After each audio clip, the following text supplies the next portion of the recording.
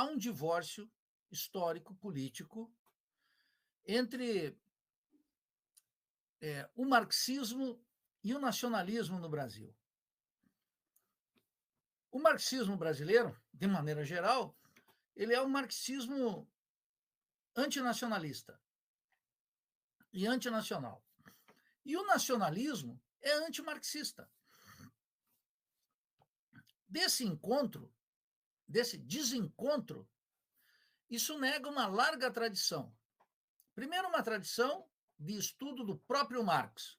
Marx trabalhou a questão nacional. E trabalhou a questão nacional, sobretudo a partir de 53, mas até 1867, 71, nos escritos sobre a Irlanda. Ele se ocupou da Irlanda. Ele está na Inglaterra. Então, para ele, o tema fundamental, que tem a ver com um processo que depois o movimento revolucionário chamaria da aristocratização do movimento operário, passava por uma revolução nacional na Irlanda, que implicava em reforma agrária, tarifas alfandegárias para defender o mercado interno, um conjunto de transformações para romper esse nexo imperialista da Inglaterra com a Irlanda.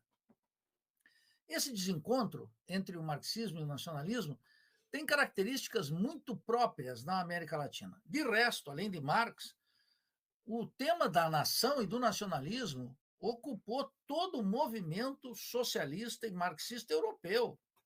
Nós temos uma quantidade de autores trabalhando a questão nacional no marxismo europeu que não pode ser desconsiderada. Mas são grandes figuras, eu estou dizendo figuras da mais alta importância. Quer dizer, ninguém pode, a propósito dos estudos do Alexandre aí, ninguém pode fazer uma crítica do cristianismo sem ler uma figura como Kautsky, A Origem do Cristianismo, um tratado da mais alta importância. Os marxistas europeus se ocuparam dos temas do seu tempo, e um dos temas do seu tempo era precisamente o fato de que um conjunto de nações estavam se formando. E as nações continuam se formando, como a gente pode ver agora na ocupação russa da Ucrânia. E já está ali em útero uma nova nação, que é a região de Donbás, etc. E o fim da Iugoslávia criou várias nações. E isso está toda hora, é uma tensão permanente. O marxismo tem uma explicação clássica para isso, que é a contradição entre uma lei do valor que opera em escala global e os estados nacionais. E aí que se situa as correntes nacionalistas. Nós podemos falar, Luiz, de um marxismo latino-americano, com imensa propriedade.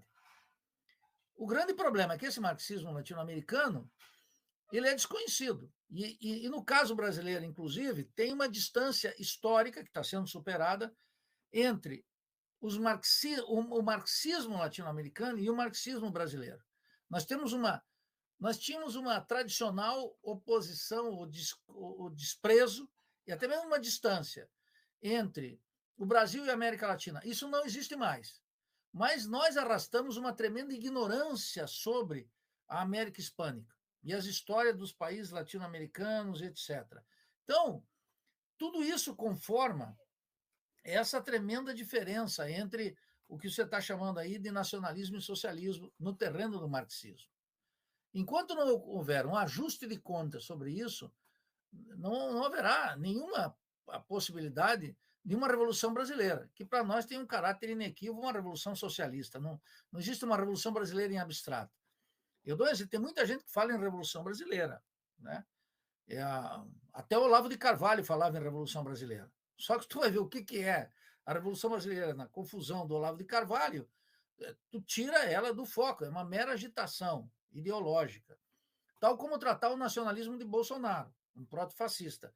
Quer dizer, o nacionalismo que um sujeito bate continência para a bandeira dos Estados Unidos mostra um problema. E do outro lado, nós temos uma esquerda que faz questão de não tratar o tema nacional, nem no terreno da cultura, nem da política, nem do anti-imperialismo. Ou, quando trata o anti-imperialismo, não vincula isso com uma proposta anticapitalista. Porque nós temos gente que são contra os Estados Unidos. Mas essa concepção está dentro ainda eu chamaria, de um nacionalismo burguês. Quem é que vai efetivamente dar régua e compasso para elucidar esses problemas do Estado, da economia, da cultura e da luta de classes e do nacionalismo? Na nossa concepção, só o marxismo. Os liberais não conseguem dar conta disso. digamos, os liberais em qualquer das orientações. E é por isso que a nossa interpretação do nacionalismo e do socialismo é uma interpretação de caráter marxista. Veja, você citou uma expressão, Luiz, que é um socialismo caboclo. O Leonel Brizola falava num socialismo moreno. Claro que o Leonel Brizola já estava, depois do encontro de Lisboa, numa perspectiva social-democrata. O Leonel Brizola, que veio de 15 anos de exílio, não era o Leonel Brizola do radicalismo pré-64. Ele mesmo descartou esse radicalismo. Mas ele falava no socialismo moreno. O que significava isso? Adequar as condições do socialismo à realidade brasileira. Um teórico de muito mais... um teórico do PDT, que era Edmundo Muniz, que foi, inclusive, secretário de Cultura do Brizola, escreveu um livro luminoso que se chama A Originalidade das Revoluções. Veja, a direita tem esse negócio de exportar a revolução, e a revolução cubana, e a revolução... Revoluções não se exportam. Não tem como se exportar. E é por isso que as revoluções são todas originais. Porém, no caso latino-americano, esse socialismo caboclo que você menciona, ou o moreno que mencionava o Leonel Brizola, ele tem que ter duas características essenciais. Ele tem que ser anti-imperialista, porque a América Latina toda está dominada pelo imperialismo estadunidense, e ele tem que ser anticapitalista. Por quê?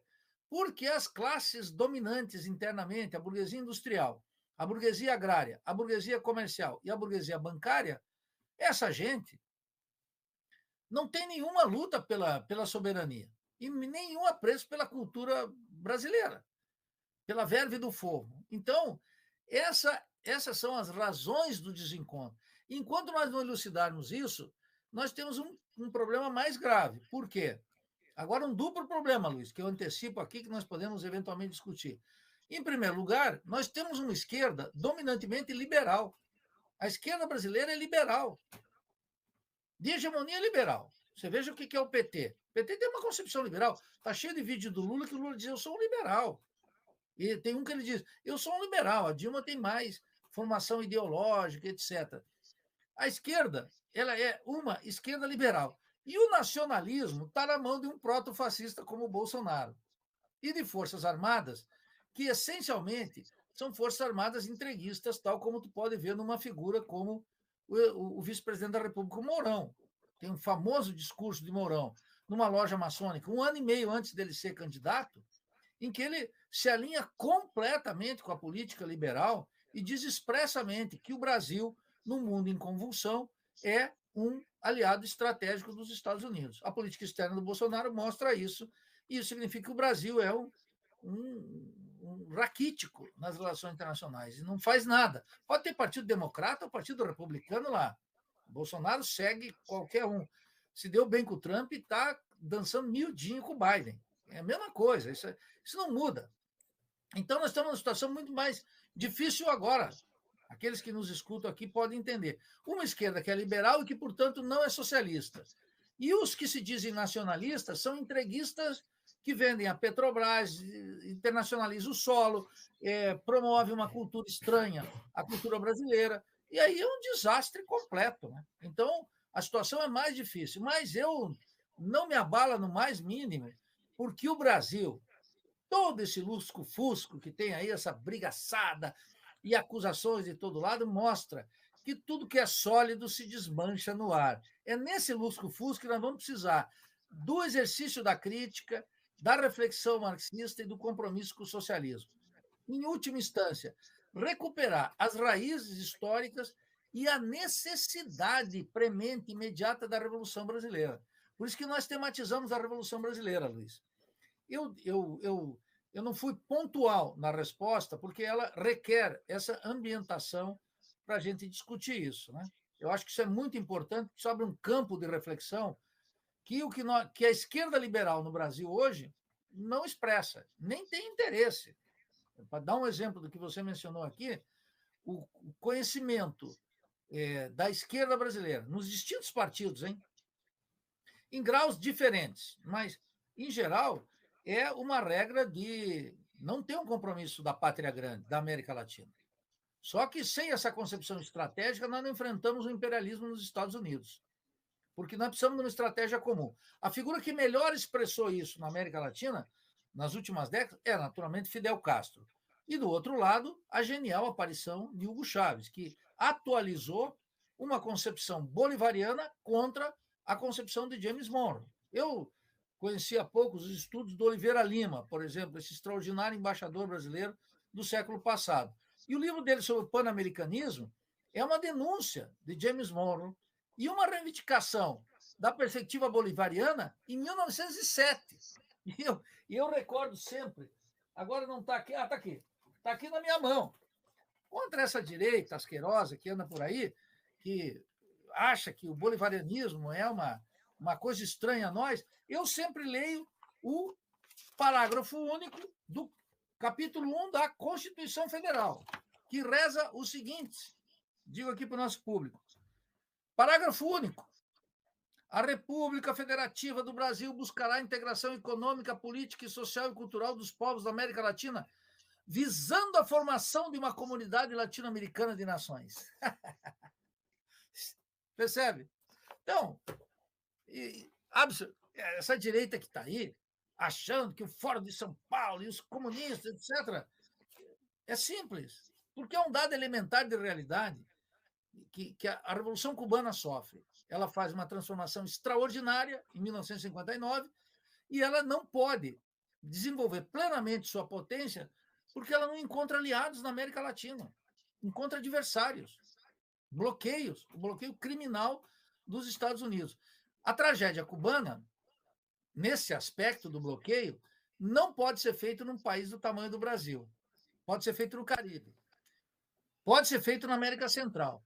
No caso brasileiro, um porta-aviões lá, pertinho, no mar do Rio de Janeiro, não é capaz de fazer um bloqueio para uma revolução brasileira com os recursos que nós temos, com as fronteiras que nós temos, com a capacidade que nós temos.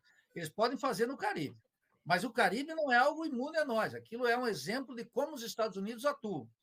Como os Estados Unidos também atuaram na Guerra das Malvinas, ficaram do lado da Inglaterra. Eles não vacilam, apesar do tiare, dos acordos. Então, eu acho que esse é o cenário, Luiz, que nós nos movemos.